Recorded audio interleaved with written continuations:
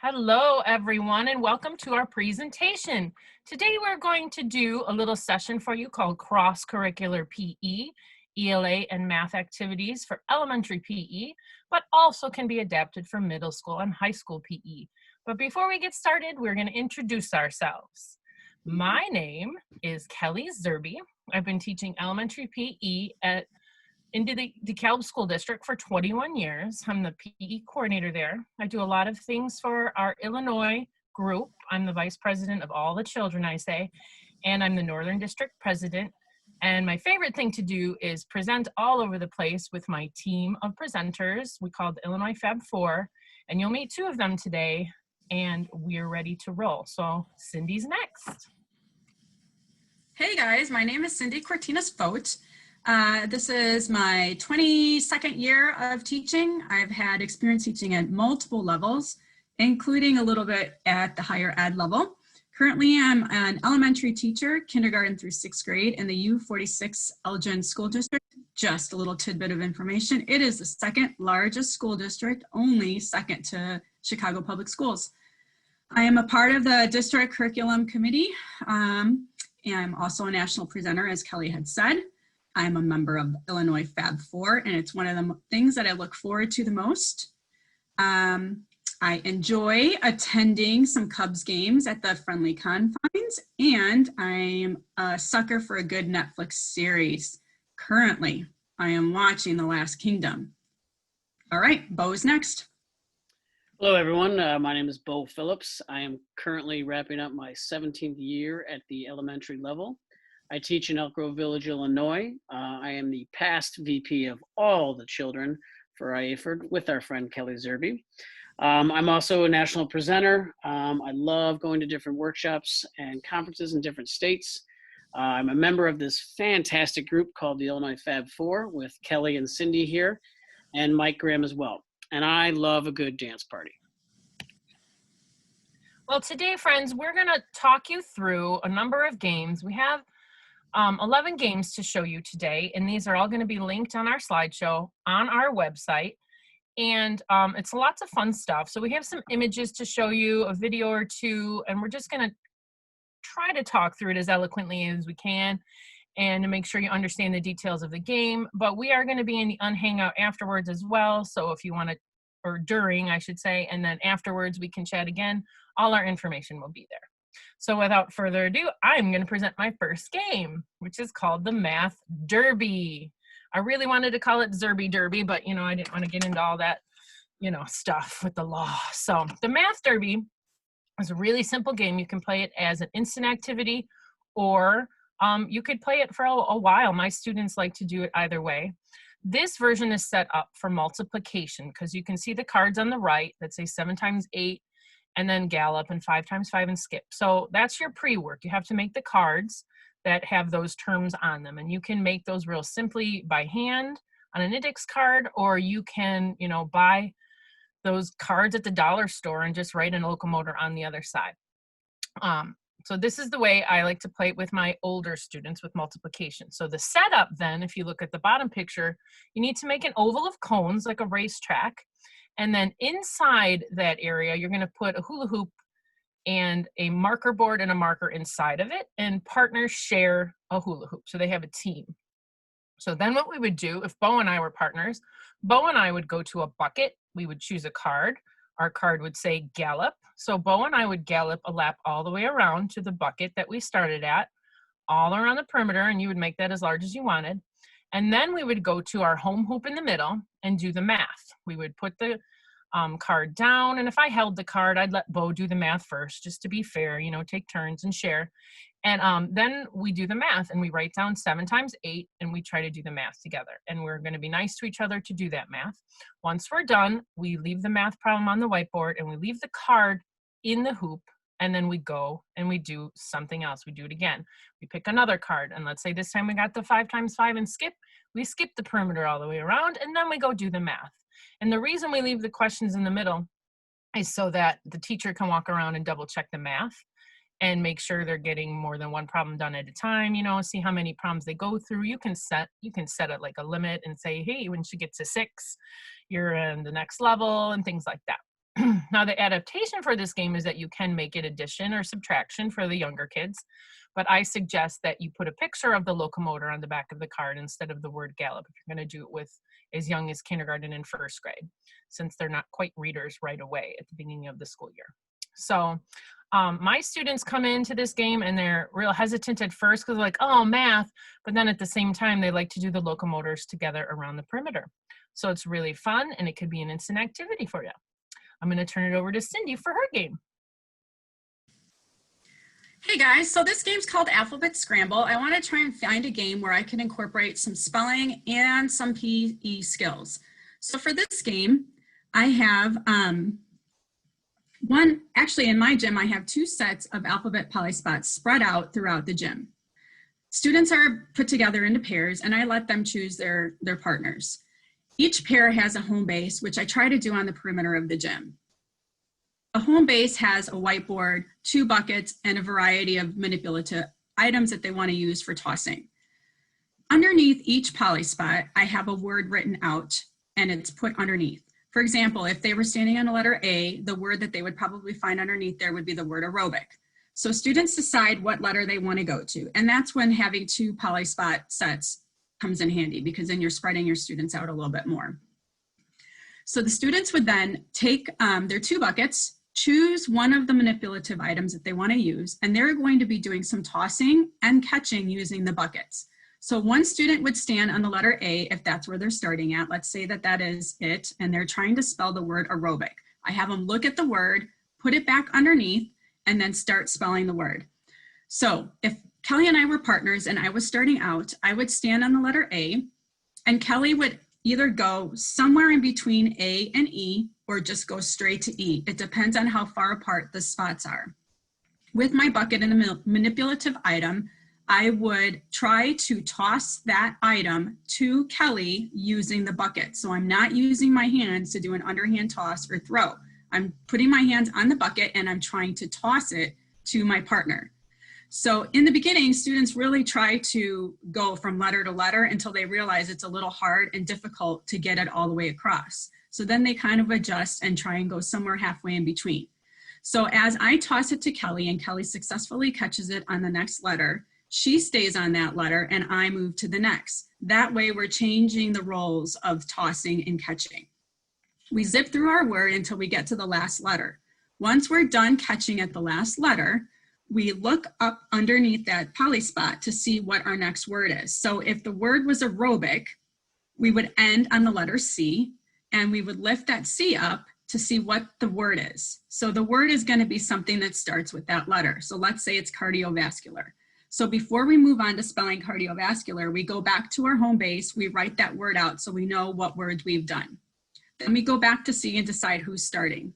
Somebody stands on C, and the next person's either going to go to the letter A or they're going to go somewhere in between. So you're trying to do this and have them work their way through the alphabet. What we've noticed when we've played this, and especially when we've presented, it's good to have more than one word underneath each letter so that if someone finishes or needs to start there, there is another word there. Because, for example, some of the students have a hard time remembering how to spell. So if they leave the word underneath the letter, then they end up forgetting how to spell it. So it's good to either have multiple copies of the same word or have different words underneath each letter. That, my friends, is how you play Alphabet Scramble.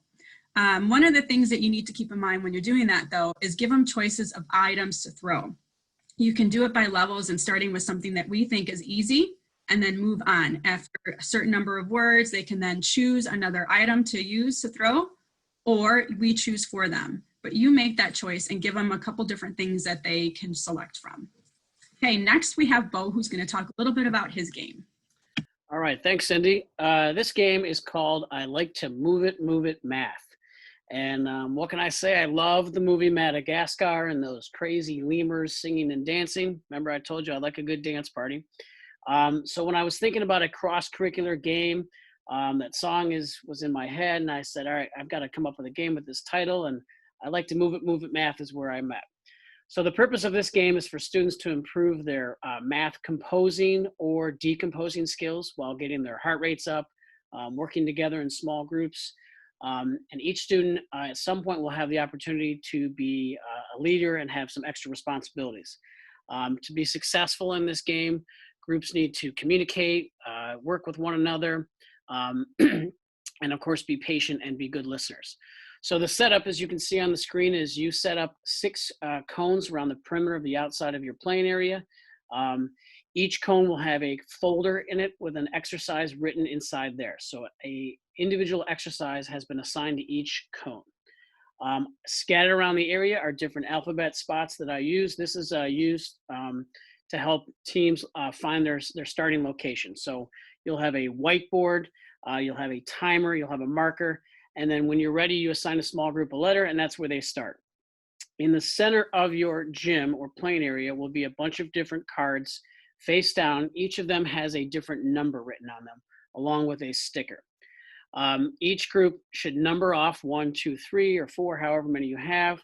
And this is so you can go in order of taking turns being the leader of your group. On the word go, you will start. For this example, we'll be using addition. So, oh, I'm sorry. So during the game, for addition, the leader's going to run out and pick out a card from the stack in the center. They're going to run back to the group and they're going to share that number with their group. So let's say the number is 12. Now everybody in their group knows that they're trying to compose different combinations of numbers to make the sum be 12. But the first thing they have to do is they have to all run one lap around the outside together.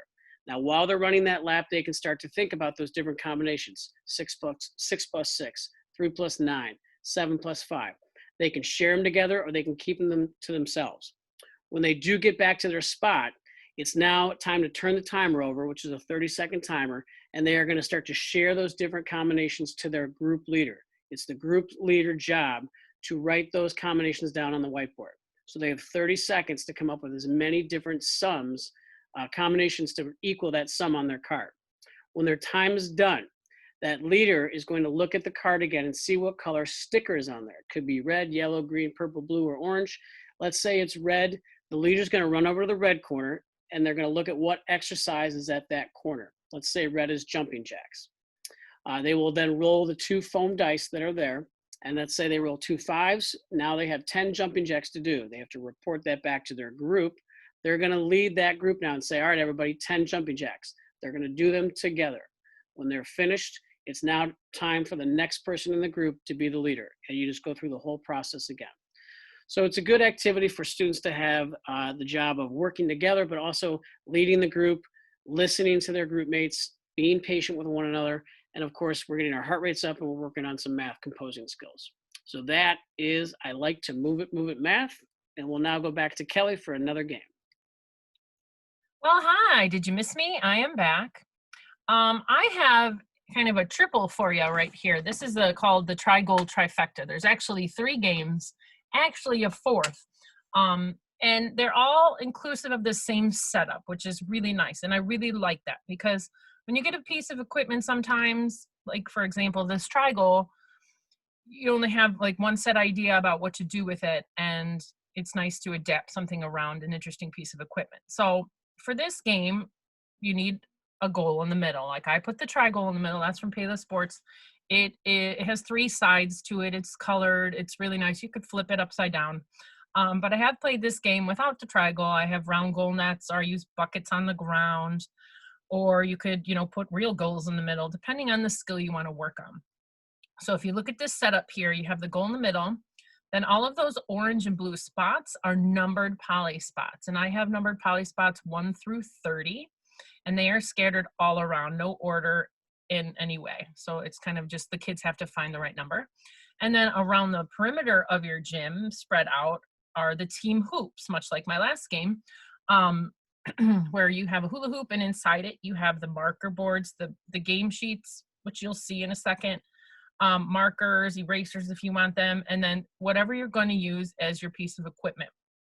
Now, before I show you the 3 games, I want to preface that when I do cross-curricular games, I like to make sure that I'm making them a part of the unit I'm working on. I'm not just throwing out this game in the middle of nowhere that's focusing on kicking and we're not kicking. So you could make the manipulative whatever you want the kids to work on, and or you can have them earn up to learn to earn different pieces of equipment, silly pieces of equipment, if you will. Like if they make, you know, five goals with the regular ball, then you give them a chicken to try to score with. So it depends on what you want to do, but I want to make sure that when you do plan your cross-curricular games, like it's really nice to make them a part of your unit if they're sports specific like this.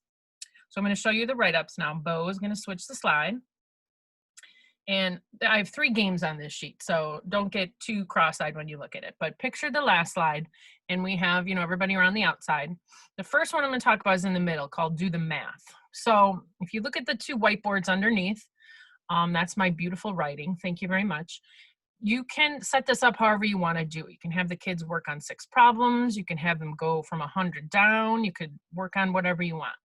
But what I have them do is one partner, let's pretend that we're just going to work on underhand toss.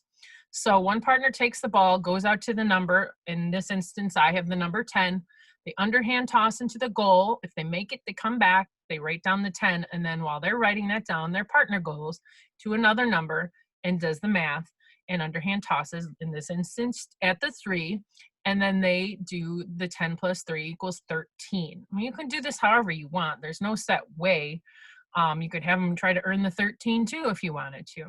But then what you could do is after they do 6 problems, since I drew the 6 boxes there, you could have them go ahead and earn a different piece of equipment to throw with or kick with. Or you could do paddles, you could do volleyball, lots of different things. So that's one way to do the math. And then the other way, which I found is hard, unless it's like 3rd or 4th grade, you start with 100 and have them get to exactly to 0, or the other way. So however you want to practice your math with the kids, it's really easy, quick partner switcheroo game. So the other math game is called Goal 10 Bingo. So that's the right game to the right. And what they're doing is kind of the same thing. They're going to that 10, and then the other person's going to the 15, and then they're adding them together. And their job is to fill 10 boxes on the bingo sheet. Because this could be, again, an instant activity or your entire activity, depending on how much time you have for PE. And we only made it 10 bingo because 5 would be quick. So you could have them do all 25 too if you wanted. And that's with addition, obviously. If you were going to do multiplication, I want to preface and say not to put any larger numbers around the perimeter of that goal higher than 12, because 12 times 12 is pretty much the highest number they memorize. So if you have your 30 out there and you have 30 times 15, they could probably do it in maybe the 5th grade, but you want to watch out for that. And the last one has the kids going to switch to the alphabet, which is kind of fun. And it's called Break the Code. And what you do is you make a code sheet ahead of time, and we have some online. And I've also made some like dorky ones for the kids. Like I've had the 5th graders do a code that says Mrs. Zerby is the best and I love Chuck E. Cheese, and then I make them read it out loud. So what they do is they go, for example, they go to the 2 and try to underhand toss in, and when they come back, they earn the 2, which is the letter B. Now, I put the cheat sheet for you on the bottom, but I wouldn't do that for the kids. What I would do is I would put the letter B on the other side of the 2 poly spot so that they were double kind of coded for the children. So the 2 is a B and A is 1 and C, and you'd go through. And then some of them aren't able to pick that up right away and, you know, kind of go through. But then you have them working on their words. Like these are 2nd grade frequency words that the kids work on all the time. So I made this for 2nd grade, and then they practice their skill and they practice their words. So it's 3 games in the same setup, which I think is pretty cool. We'll have the specific write-ups for each one on our website. But that's all I'm going to say about this, and I'm going to pass it on to Cindie. All right, so this game is called Top Secret. I do have to start out by saying it was a game that Kelly first presented, and she actually came across it by, I believe it was a 2nd grade classroom teacher that she works with. It's either 1st or 2nd grade. Something that this particular teacher was doing in her classroom through like a Google slide presentation, and I think it really intrigued her. And so she asked if she could take that and borrow it and make something PE out of it. So Kelly's presented this game at different conferences that we've attended. And I liked it so much because I do a lot with academic integration as part of my contract at the building I'm working at. So I asked if I could take that PowerPoint presentation and create something out of it that would work with my students. So the neat thing is when you print out the slides, and you'll see to the right, there are some examples of problems. If you put, I think it was 2 or 4 to a slide, it's a nice size so that you can use them as flashcards. So with my game, you're either going to be doing some addition or subtraction. And you're trying, I think in her building, they call it decomposing numbers. In my building, they call it number bonds. So it's kind of always interesting how you can go from one school to the next or different districts, and everybody has their own language. So here, the way that I have played it is I have students working in pairs. I reach out to the classroom teacher to find out what would be a wise type of combination, because I don't want to put 2 students that struggle with math together, because I want them to have some sort of leadership role, but still kind of learning, so it's beneficial for both. So students work in pairs, and they take turns grabbing a card from the teacher or the table. So I usually have a little desk, or I either have a little desk set up by my stereo where I'm standing at, or I have a table set up in the middle of the gym. So they're gonna take turns and grab a card from either me, the classroom teacher, or the table. They're gonna bring it back to their station. So each set of pairs has their own little home base station, and it's usually somewhere in the center of the gym. Their station consists of a whiteboard, a marker, and an eraser. So once they grab that card and they bring it back to their station, they're gonna look at that card and they're gonna try and solve the math. So you can see a couple different examples here, actually 3 to be exact. That top right-hand corner, it just has a 4 and a 5. So they're gonna look at that, they're gonna write down 4 plus 5 equals, and then they're gonna solve it. In the middle one, it's got the dots, like similar to what you would see on a set of dominoes, right? Or dice. And so they're gonna try and look at the dots, count the dots, and they know that they're gonna add the 2. So 5 plus 3, and then they're gonna put equals, and then they're gonna write their answer down. The bottom is a little bit more of the decomposing or number bonds. So you're gonna look at the top number, which is a 4, and you're gonna look at the 2 boxes underneath. One has a number in it and one is empty. So here they're doing a lot of scaffolding and they are decomposing. So we know that 4 is actually the sum. That's gonna be our answer. So it's a little bit more of critical thinking skills, and that's why I like this version of it. So they're gonna look that they're being provided number 2, and they have to figure out what other number would go in that box if you add 2 to it. So we know, obviously, I would hope, that 2 plus 2 equals 4, right? So they would write 2 down and they would write it out. So what they do once they have their sum, I have stations set up, and I usually try and do it in sets of 6, okay? So at each station I have a cone. I have like a cone folder that's flipped over the cone, and I have a whiteboard that's on top of like a cone topper. On that whiteboard, I'll have a range of numbers written out. On the cone folder, I have like an activity or an exercise that's written out. So I try to have it nice and big so the students know where to go. Once they've figured out their problem, they've written it out, they know what the sum is, they go find that number on one of the cones. So if the sum was 9, they're gonna go find the station where the number 9 is in the range of numbers. They have to go together. One can't go ahead of the other. They leave their card down on their whiteboard, and they go to that cone and figure out what it is that's being asked of them to do. So if it says shoulder taps for 9, like it does in the top example, then they would go and do 9 shoulder taps because that is the sum of their problem, okay? Then they both come back to their whiteboard, and the next person goes and gets a card. So I have it where they're collecting every 3 to 5 cards, and then they trade those in, and then they grab a new card. I like this because they leave their cards there, and as teachers, we can kind of circulate the gym, make sure that they are writing down the problem, first of all, and that they're solving it correctly. So we know that if they're looking at the problem and the only problem they have written down is 4 plus 5, and they're at the station where the number 2 is there, we know that they haven't solved the problem correctly, so we can go back and kind of double check their math with them and walk them through it. It's also nice practice for them to be able to write those problems out. This game has been really successful in my building. I've had 1st grade teachers come in and do it. We've had 2nd grade teachers come in and do it. And I've also had third grade teachers come in and do it with multiplication. So that's what I like about games. When you're able to take a game and really adapt it and make it work for a number of students, I feel like that is a win-win. So for first grade in our building, they're expected to know their addition and subtraction up to the number 10. In our building for second grade, they're expected to know their addition and subtraction up to number 20. And in third grade, they're starting to work on multiplication, and they go through sets of 9.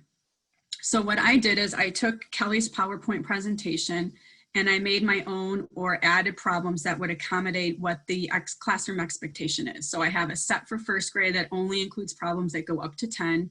I have a set for second grade that has problems that only go up to 20. And then I have another separate set that works on multiplication. So when they're doing multiplication, they can do multiplication or division, especially if you're doing the decomposing number where the number on the top is 1, and then you've got an empty box so they can figure out, or divided by 2 is, or they can go 2 times what equals 4. So it just depends on how you have it figured out. What's nice too with this game is now that we're all on distance learning, I was able to take these slides and convert it and make it easily a game that they can do at home. I just ended up putting the type of exercise on the actual card. So in the top corner, the very first one where it has 4 and 5, I have a picture of someone doing some shoulder taps, and then I have the direction of what they're doing. So I had them go to different rooms, do the math, and then they knew what exercise they had to do. So that was kind of a neat way to be able to still use this game, and it was one that they were familiar with. They were just changing their environment. Down below, you can see them doing a couple different things. One picture shows them at their station. The other picture shows them writing it out. And so we were really big sticklers on making sure they're writing out the problem and that the sum was correct, because sometimes they want to just write the problem out and just run to the station, and their math might not be right. So we want to make sure that we are reinforcing both the PE skill and the math skill. So that is top secret. Next, we've got Bo, who's going to talk about his game. Okay, thank you, Cindy. This next game is called Spellbinder. I have always loved spelling, even if I'm not very good at it. But I will never forget winning the spelling bee in 5th grade, spelling the word chimpanzee. For the record, 2 E's at the end. Tim O'Rourke did not know that. Sorry, Tim, to throw you under the bus, but I did win that day. So when creating this game, I wanted to use some spelling, but really wanted to incorporate a lot of different skills that my kids, some struggle at and some really excel at, and throwing, catching, kicking, rolling. And so after working on these skills in prior classes, and when all students have shown that they're ready to move on and really focus on some more accuracy, I came up with this game. So the way it works is at the bottom of the screen in my little diagram here, you can see 6 hula hoops. So each team is going to start there. In your hula hoop, you're going to have a spider ball, you're going to have a weighted target, you're going to have your game sheet, you're going to have a whiteboard and a marker. Just outside that is a jumbo spot, and that is basically your home base. Each group is going to have a row of spots evenly spread out, and then along the sidelines, you're going to have a bunch of different cones with some signs. Now, you could vary the distance for your spots for each row based on your age group. I've done this as low as 2nd grade, but 3rd, 4th, and 5th grade really excel in this. So what we're trying to do is, first you have to decide, are you going to assign words to the kids, or are you going to let them choose their own? So what they're trying to do is spell different words using those skills and those spots. So if I'm on the red team and we are trying to spell the word heart, along the left side, you'll see signs that have level 1, 2, 3, 4, 5, and 6. Each level has a bunch of different letters assigned to it. So if we are trying to spell the word heart and we are on the red team, if I'm first, then I'm going to go out to level 1, and the next person in my group standing on our jumbo spot will give a throw, and if I catch it, we have successfully now obtained the letter H. So I will run back, I will write down the letter H on our whiteboard, hand the ball to the next person. The person that did throw it to me is now the next catcher. Now we need the letter E, so that is at level 2. They now would go out to the green spot, level 2, and try to make a catch from the next person throwing. If you are unsuccessful, you just rotate through your group. You could certainly throw in some exercises when a person returns to the back of the line. I usually assign an exercise when they have finished a word. But what you have is a whole level of letters that the students have to work together to find their words. Now, I have found that students, when they get to choose their own words, they really like that, but sometimes you'll find a lot of words that are just like the and bat and hit. So I do like to assign certain words that are a little longer. We sometimes assign point levels. So if the word has 6 letters, then it's worth 6 points. You could certainly give each group different word lists to check off. And then on a card on the backside, you could have an activity or a task that they have to perform when they are finished. I have used this game with a multiple different equipment as well as different skills. Rolling a ball and knocking over a weighted target, throwing a ball and knocking over a target. I've done kicking. In my soccer unit, sometimes we'll do kicking and trapping the ball. Now, students do have to keep one foot on the jumbo spot or the other spot when they are catching or trapping. And so it's really working on some more accuracy. And I walk around and I'm really evaluating them and giving them feedback. And then we also have peer feedback going on during this game too. So this game is called Spellbinder, and I hope you guys enjoy it. Now on to Kelly. Hey guys, so actually I'm obviously not Kelly. We're going to change the direction a little bit, and I am going to talk a little bit about my last game, which is called A to Z Bowling. So I'll wait for Bo to flip to that screen for me so I can talk a little bit about that game. Perfect, thanks Bo. All right, so like I said, this is called A to Z Bowling. It's probably one of my favorite games. I like that we were, as a team, able to really come up with different versions of this game. I put together a little video that shows like the different levels, which makes it even that much more enjoyable. So the object of this game is to try and score points by rolling the ball at the pin or foam letters, which is what I have. I was given these foam letters by our district liaison, and she gave us each a set and said, hey, let's see if you guys can come up with some games with this. So I was like, all right, I'm game for the challenge. So had these, took pictures, sent them to my team. I'm like, what do you think? We've got to come up with a game. So started thinking, I'm like, why don't we use it as a bowling game? So what I've done is I take those alphabet letters and I spread them out along the perimeter of my gym. I put a hula hoop around it and I put a poly spot underneath the letter. Now I realize that not everyone is going to have these foam letters, so that's all right. You can use a bowling pin if you have enough of those, or you can use a weighted target, which is I've also used, but really anything that you want to use as a target would be fine. I also have, like I mentioned in my first game, alphabet poly spots. Again, if you don't have an alphabet poly spot, that's okay. Use regular ones and then just write out some letters and stick it on your poly spot. So as the students come in, I have them come in and enter as a pair.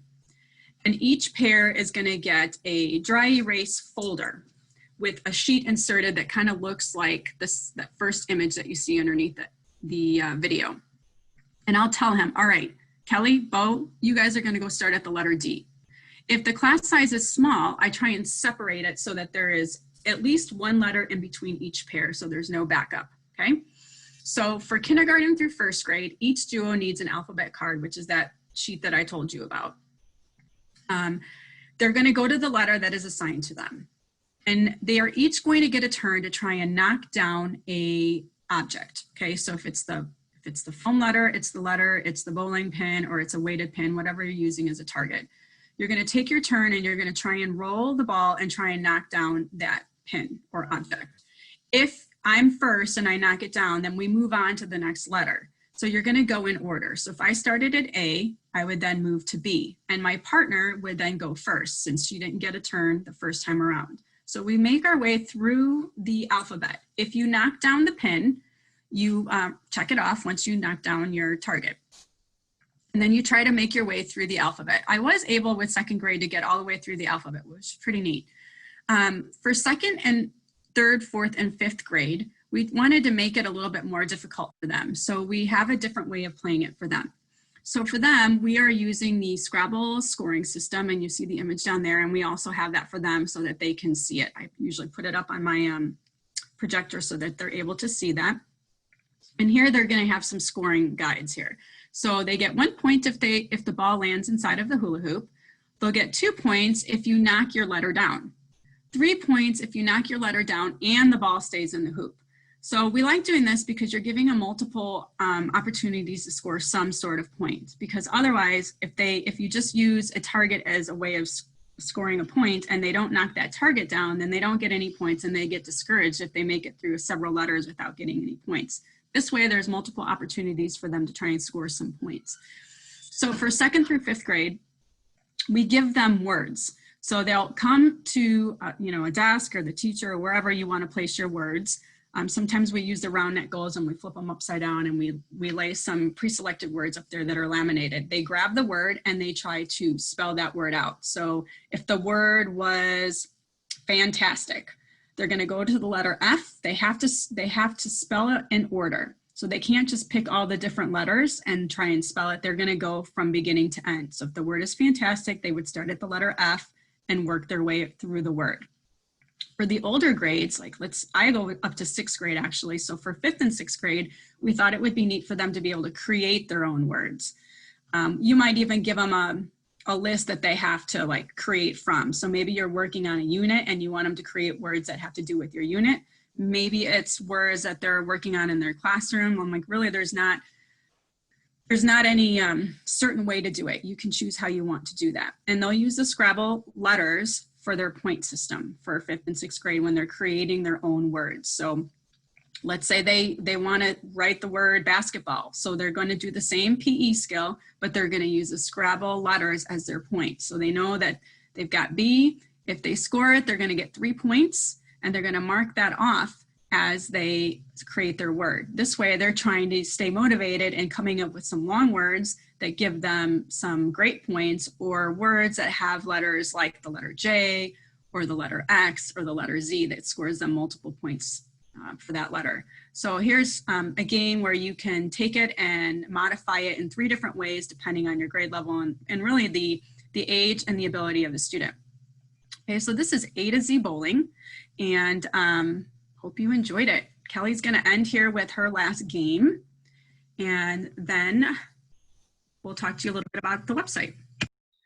Well, I guess we just don't like Kelly today. It's going to be me this time. So we love you, Kelly. Anyways, so this is a game that I had a lot of trial and error with, a lot of fun creating, a lot of back and forth. And the good thing that came out of it is that I have lots of versions of this game. So this game is called Memory Lane.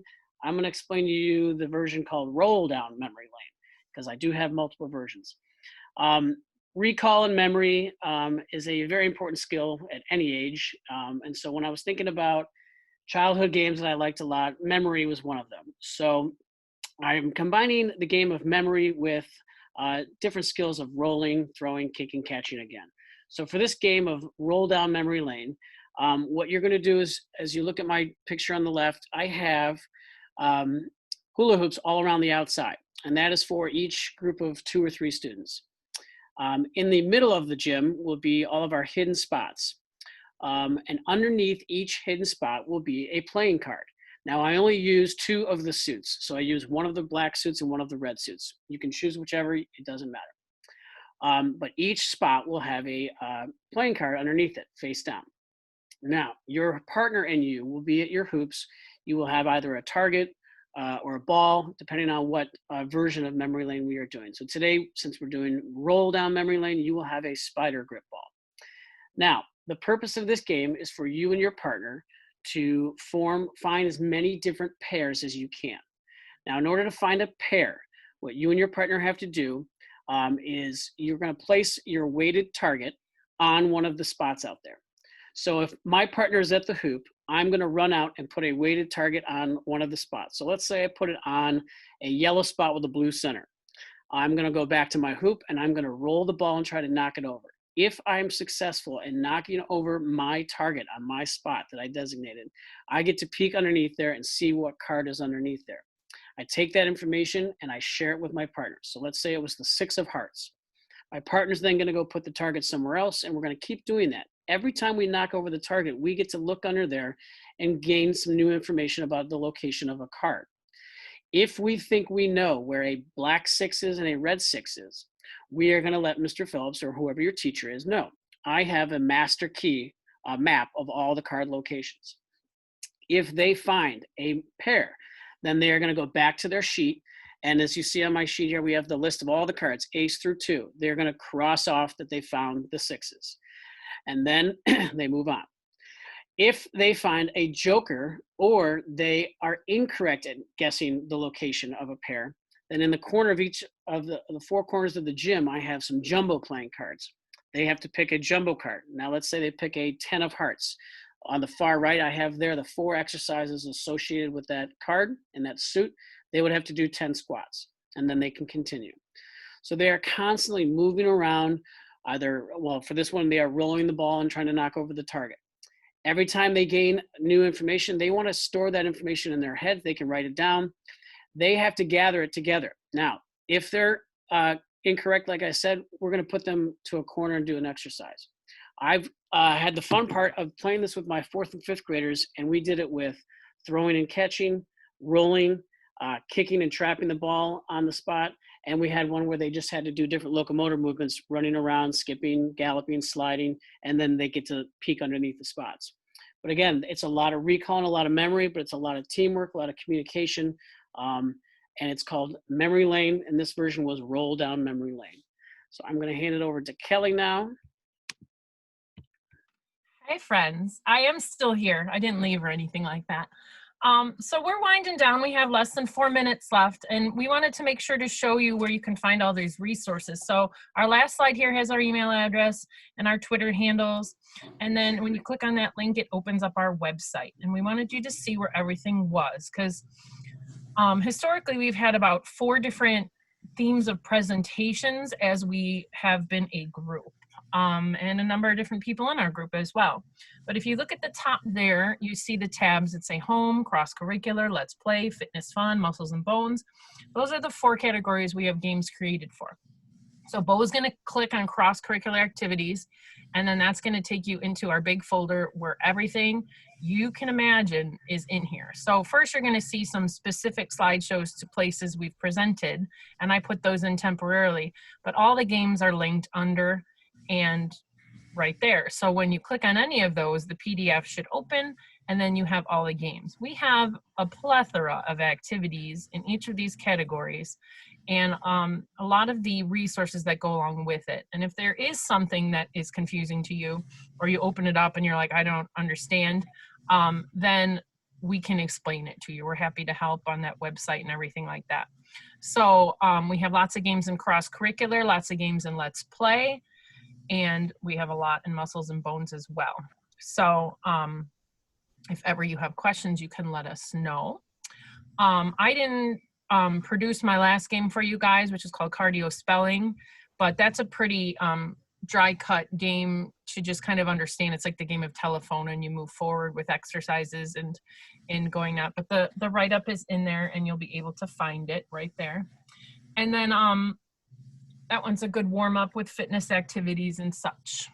But wanted to make sure you were able to get to that website. So Bo, can you go back to our presentation and go to that last slide again, please, before we say farewell.